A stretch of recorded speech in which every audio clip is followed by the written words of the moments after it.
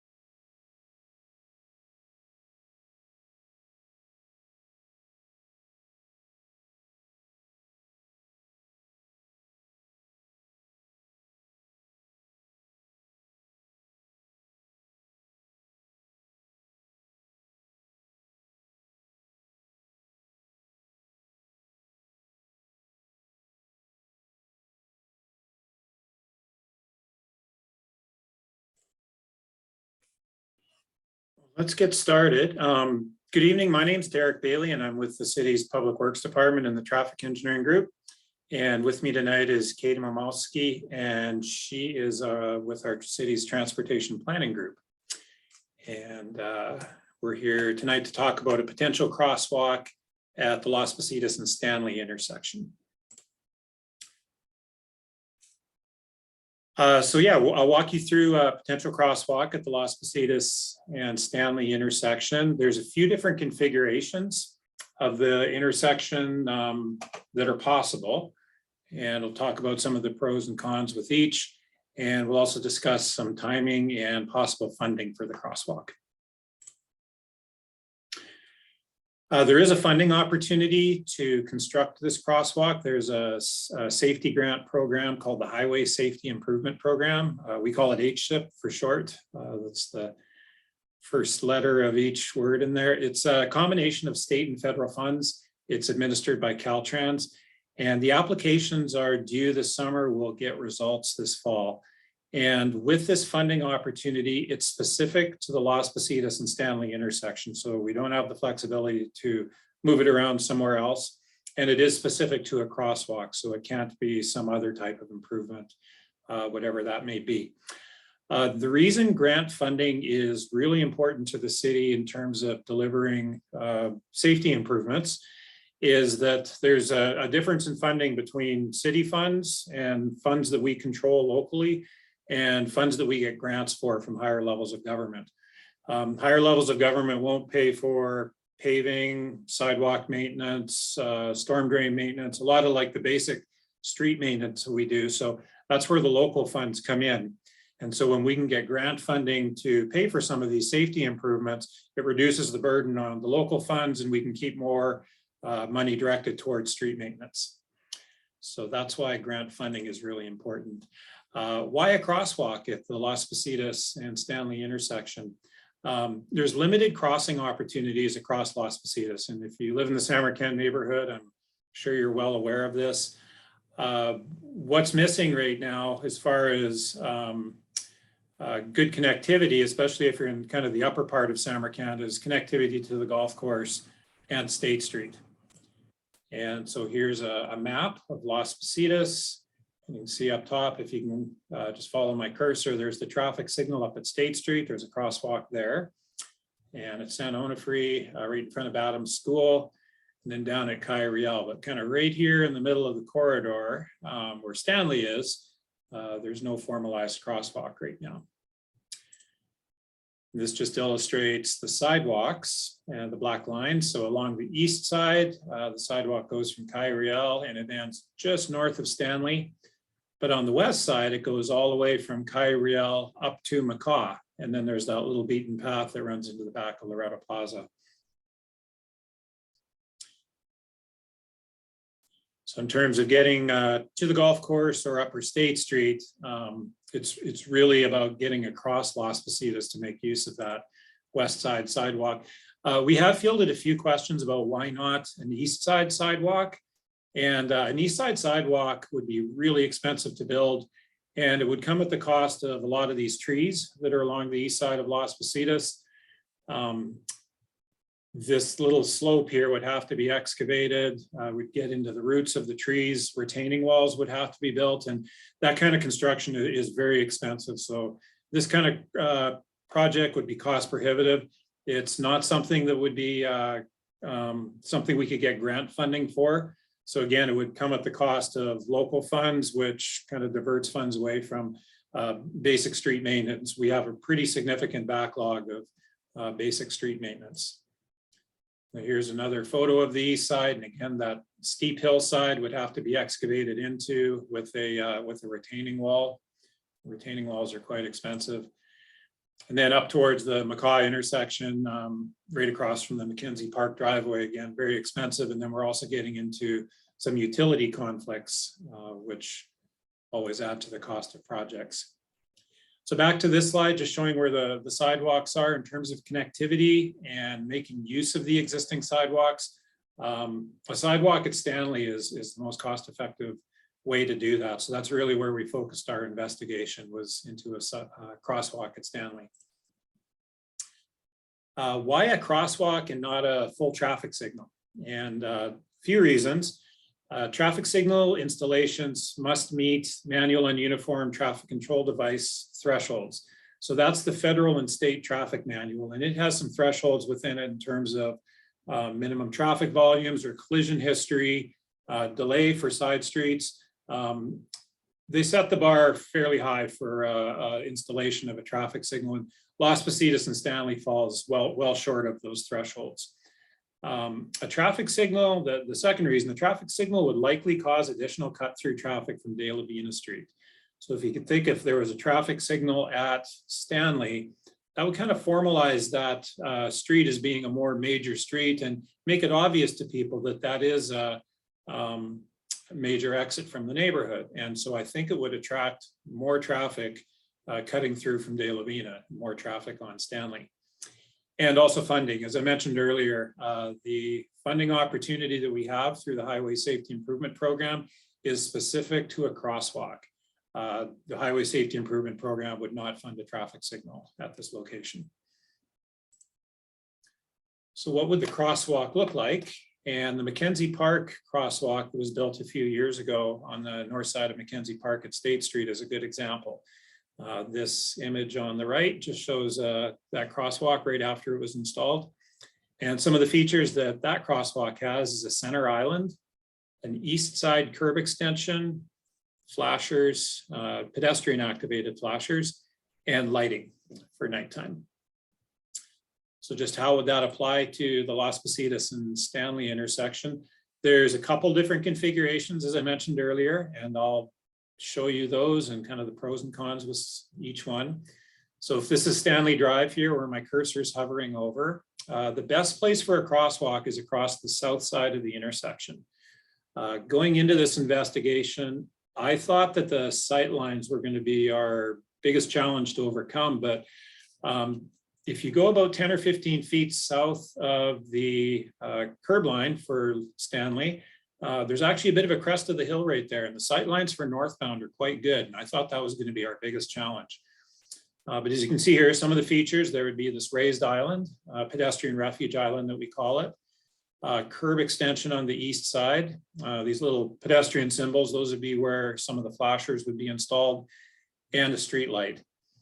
One of the reasons a curb extension is important here is it improves sight lines, so the pedestrian can have a better view looking down Las Positas, but it also allows us to have a really good mounting place for flashers. And what we've learned over the years after installing quite a few of these flasher systems, when we can get the flasher systems kind of closer to the driver's center of view, they're more effective, and drivers are more likely to yield to them. So by having this curb extension, it allows us to kind of move that mounting position out towards the street a little bit.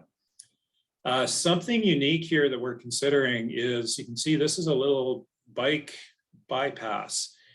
And what's somewhat unique on Las Positas, even though it does not have a bike lane, it does have some higher traffic operating speeds.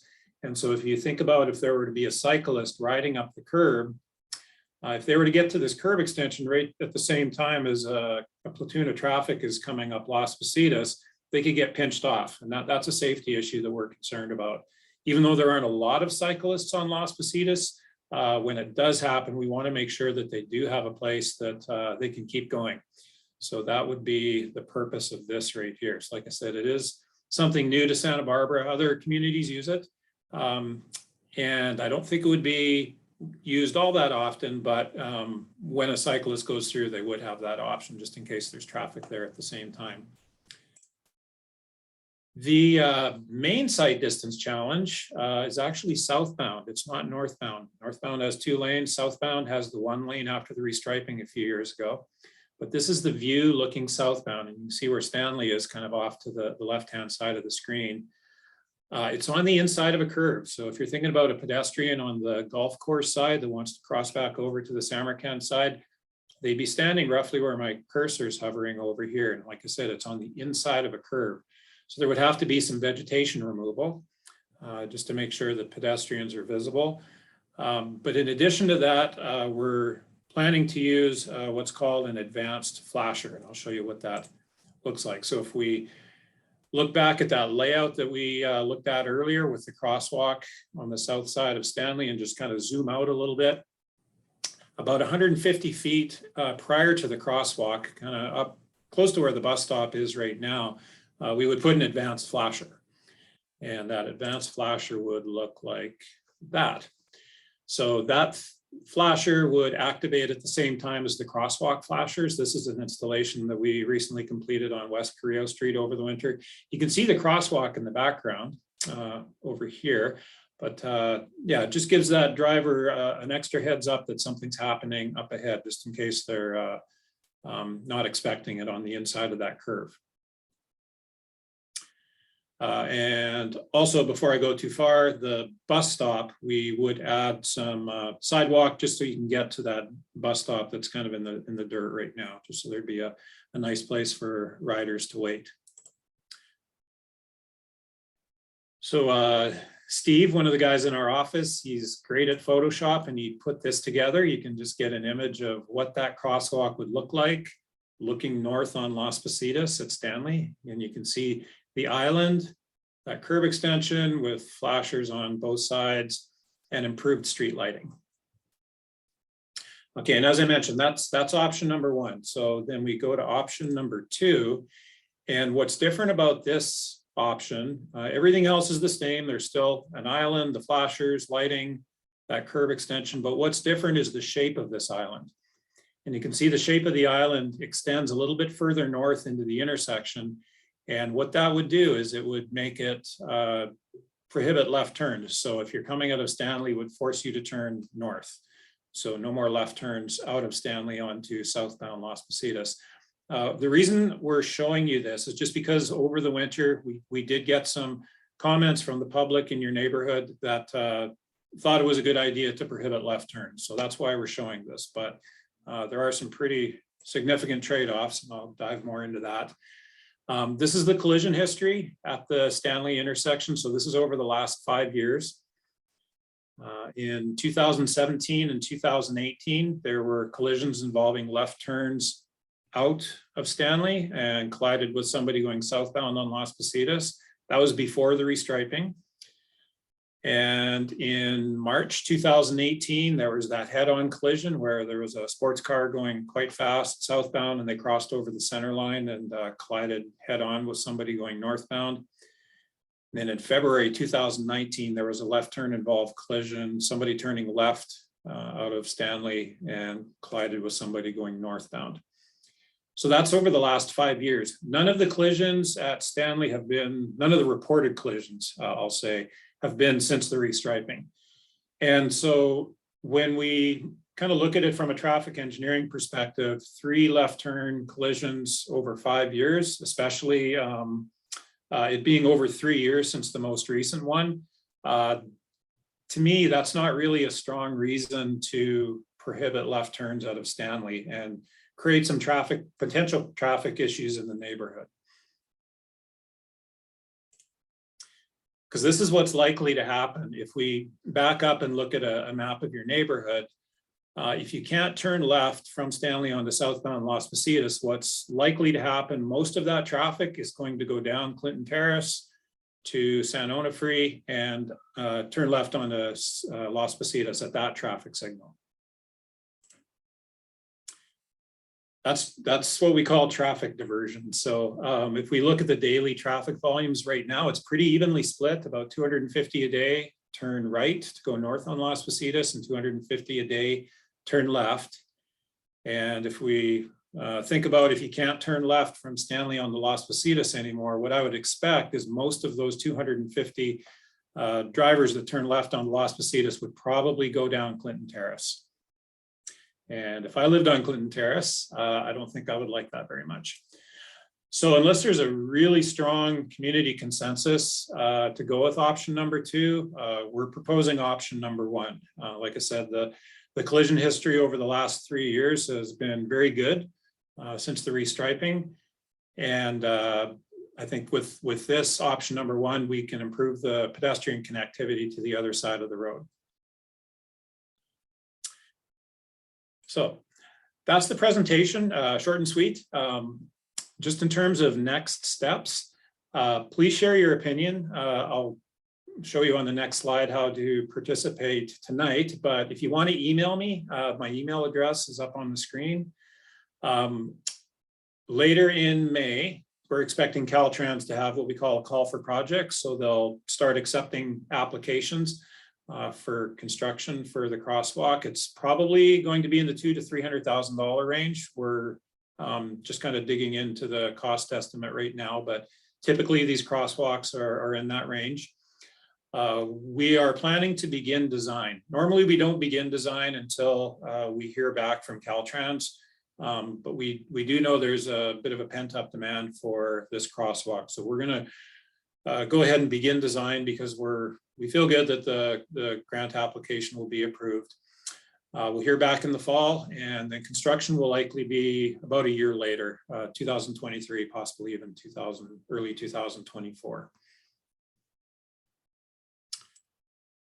And like I said, if you want to participate this evening, there's a Q&A button on your Zoom toolbar. So just hit that and you can type in your question.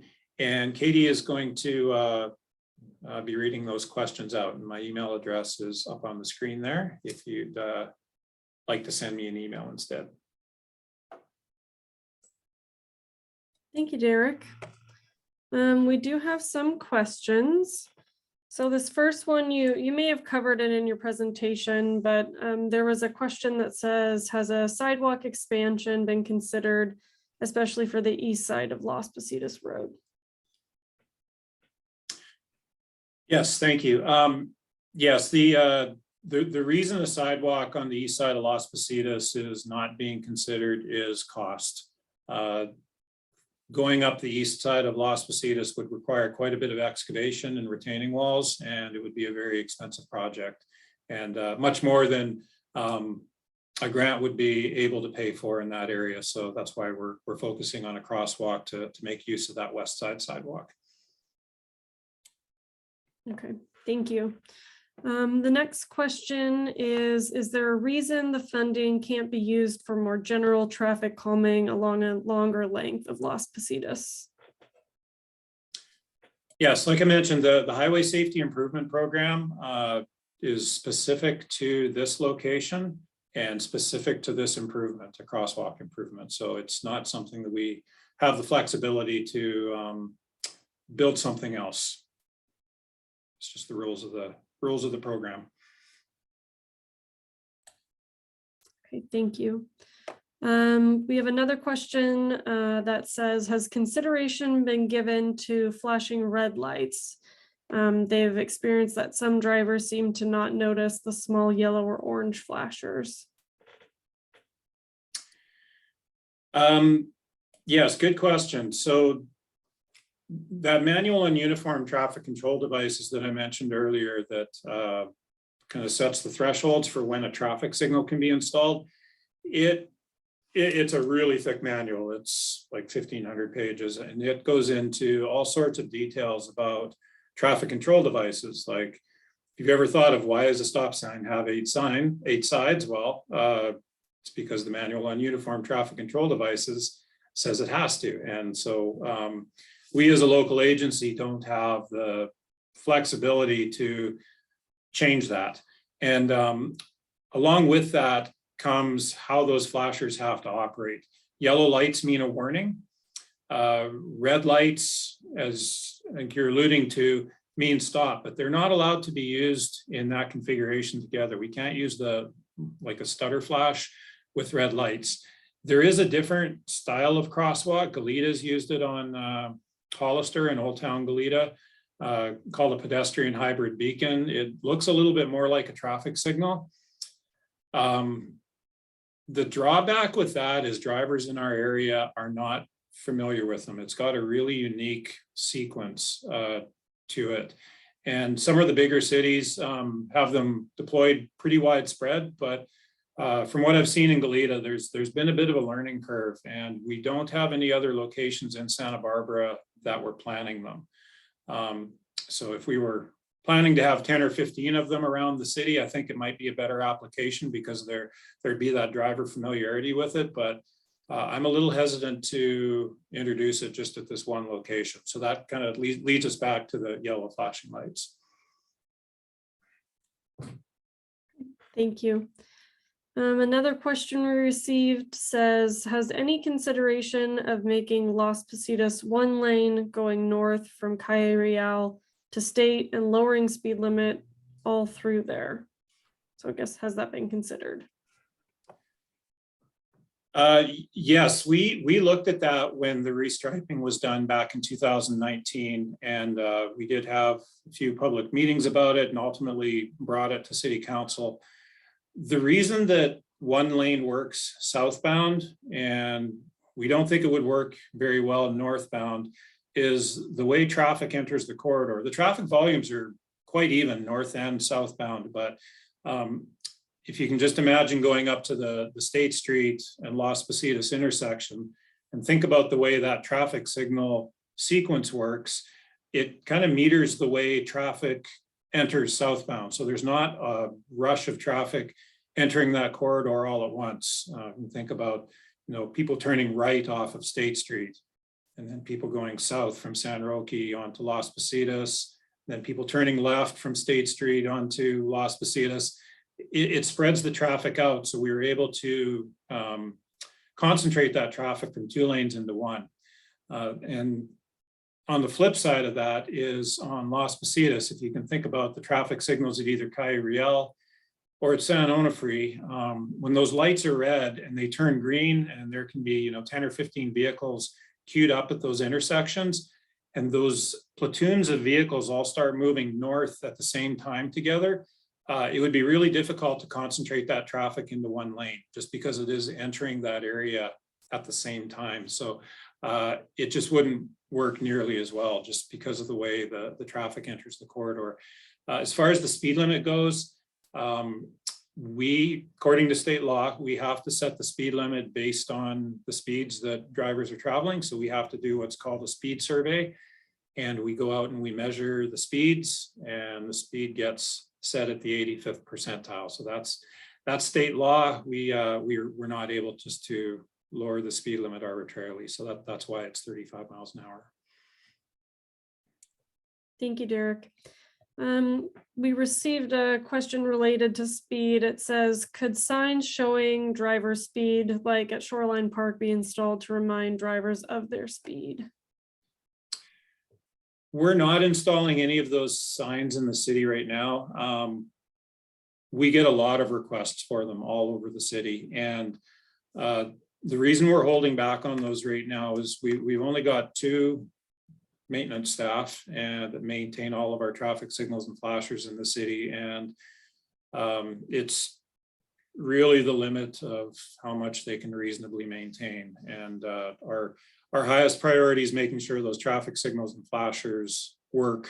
When somebody pushes the button or pulls up at an intersection, those electronic devices work like they're supposed to.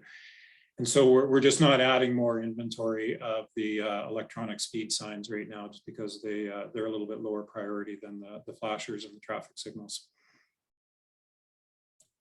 Okay, thank you. A general question on speed, and you may have touched on speed limit, but there was just a question about how we can reduce the speed here. Yeah, good question. On arterial streets, it's very challenging. We can't use speed humps or anything like that just because it is an evacuation route, an emergency response route for our fire department and police. And so it's these physical devices that might be possible on smaller streets just aren't possible on Las Positas. So going down to 1 lane southbound helped a little bit. Having this island for northbound might help a little bit, but to be honest, without a really significant amount of police enforcement, and they're stretched in right now too, realistically, the speeds aren't going to change significantly on Las Positas. Thank you, Derek. We got a question that says, will the bulb outs stay on Stanley if option 1 is adopted? Yes, there's no plans to change anything on Stanley. Okay. So we got a response and a question that says, so far they prefer option 1. That said, the concern is that they use the middle turn lane to assimilate into southbound traffic when turning left from Stanley. If the city does option 1 or 2, we lose the ability to assimilate into southbound traffic. Do we propose eliminating that lane to help solve the pedestrian issue? Maybe if you could clarify that. Yes, and that's I think you're getting towards the trade-off is in order to provide a safe crosswalk, this is the layout that would work the best. And so there'd be less room to do a 2-stage left turn. Thank you. We have received a question that says, could these improvements be part of a broader Safe Routes to Schools grant application? They were asking for consideration of Adams school traffic for safety as well. No, this is a site-specific improvement. We know Las Positas is a challenging street, and there just is not any funding or availability right now even to do a planning effort on Las Positas. So we are just looking at this specific location.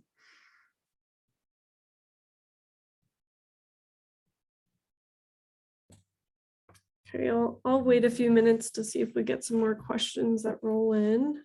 Sure.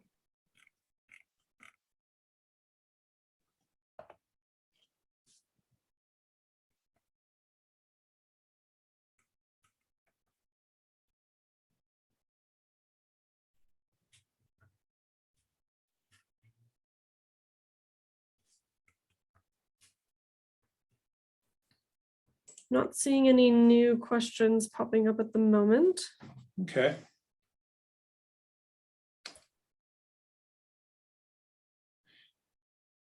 We are going to record this tonight and try to get this and a couple drawings put up on our website soon. And so everybody that registered tonight and everybody that's emailed me over the last few days will get that link set out to you as soon as it's available. I did get a couple more questions if we can answer those. We got a question that says, can parking be eliminated or not allowed on the northbound side?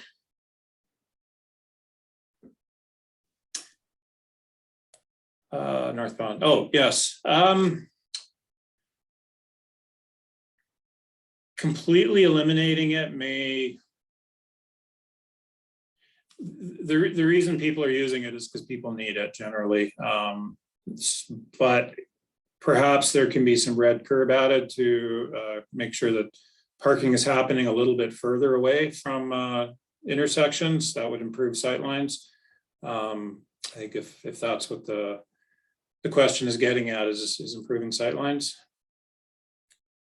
Yeah, and we received another question that said, is there any consideration for removing parking on Las Positas to accommodate safer biking? Kind of similar question. Oh, good question. You know, when the city's bicycle master plan in 2016 was updated, there were workshops all over the city, and we were really trying to get a sense from people, you know, where they're coming from, where they're going to, and what are important routes in the city. This one didn't come up at all. So it's not in the bicycle master plan to eliminate parking on Las Positas for the purposes of a bike lane. And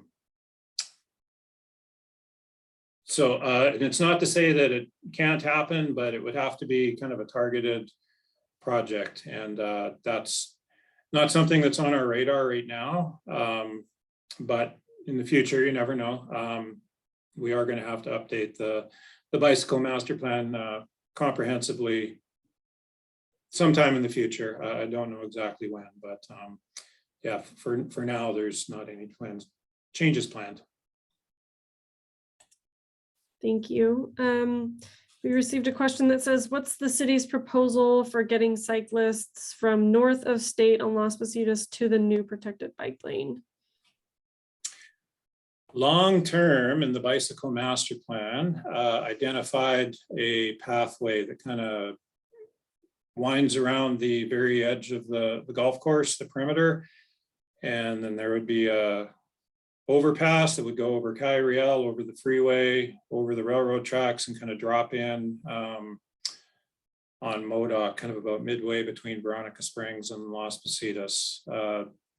That's a long ways off. That would be a very expensive project, but I think that would complete the mountains to beach path that has long been a vision for the city. But short term, there's no changes planned north of Kyriel other than this crosswalk here. Thank you. We received feedback that option 2 would be preferred for this individual, given that left turns on Las Positas can cause congestion. And then we got a question that says, will there be another Zoom to let us know what option the city chooses? No, what'll happen is once we gather all the feedback, we'll send out an email to everybody that's participated, and we'll let everybody know which way this is going. Thank you, Derek.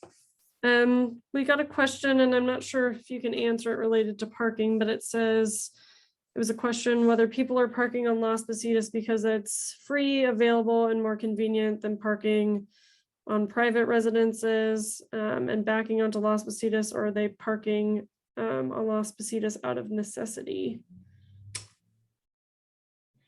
Good question. I've heard anecdotally that some of the homes on Las Positas are rentals, and they have more people living in them with vehicles. So it may be out of need, but I don't know that that applies to each household along Las Positas. So like I said, that's just anecdotally what I've heard. Okay, thank you. We received a question that says, can the first bulb out on Stanley be removed and red curb be added on both sides of Stanley for the first 100 feet? The concern is that there's congestion at that intersection. Yeah, that's a good question. And it's a question we get a lot, and not just that location, but all the way up and down Stanley. There's doesn't seem to be a consensus on whether or not people like the changes that were made to Stanley a number of decades back. They were all put in as a package. And so to remove one would require a public process and kind of open the door to re-evaluating that entire street.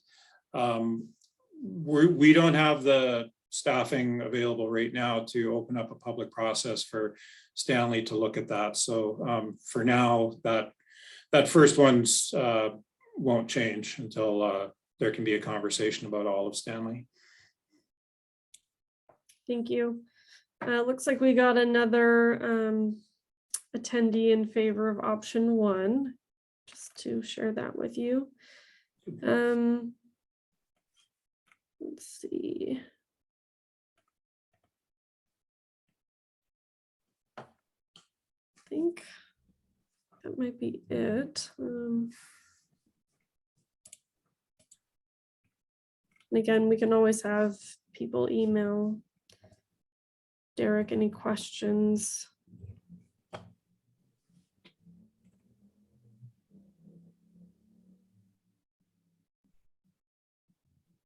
We did get a question that says, and you may have already spoken to this a bit, but it says, can the first bump out at the corner of Stanley be taken out?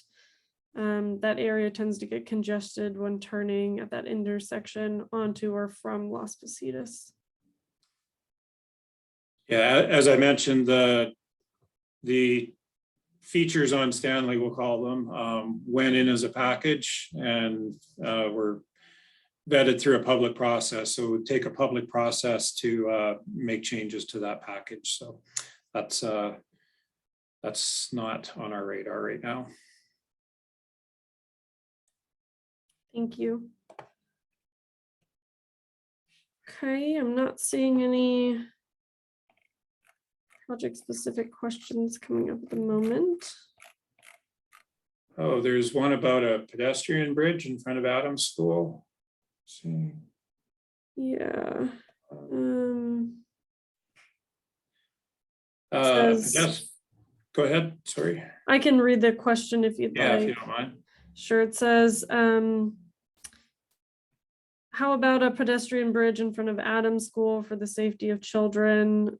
Perhaps a safe routes to school grant. And there's a note that it was maybe proposed several decades ago.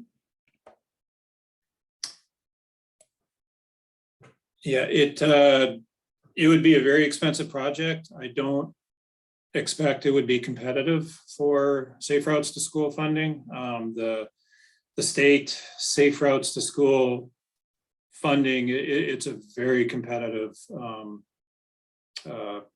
program. It's folded into the active transportation program, and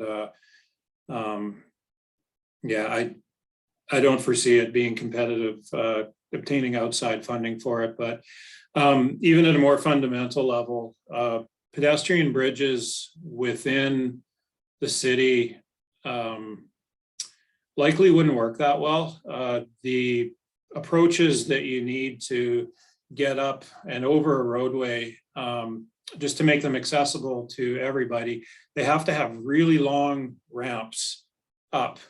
If you can think of like the Ortega Street overcrossing, if you're familiar with that, from the Lower West neighborhood into the Lower West downtown neighborhood, the ramps to ramp up over the freeway there are 500 feet long. They're a block long. And so they're so long that at a city intersection, and this is just based on my observations in other cities, a lot of pedestrians won't go that far out of their way to use ramps like that because it creates a really circuitous route. And so in addition to not being very cost effective, I don't know how well it would be used. Just the landing space that it would be required would take up a lot of space, and things are very tight on Las Positas. The sidewalks are bare minimum width. Some of them are right up against traffic. So where the landings on either side of the bridge would happen would also be very challenging. Thank you, Derek. I'm not seeing any new questions coming up related to the project.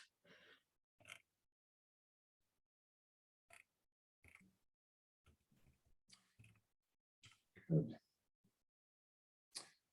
Okay, well, thanks everyone. We appreciate you participating and spending some time with us this evening. We would really appreciate your feedback. Option 1, option 2, or just your observations about the intersection. And again, my email address, that's the best way to get a hold of me, is up on the screen. So with that, if there's no other questions, I wish you a good night. Thank you. Thank you.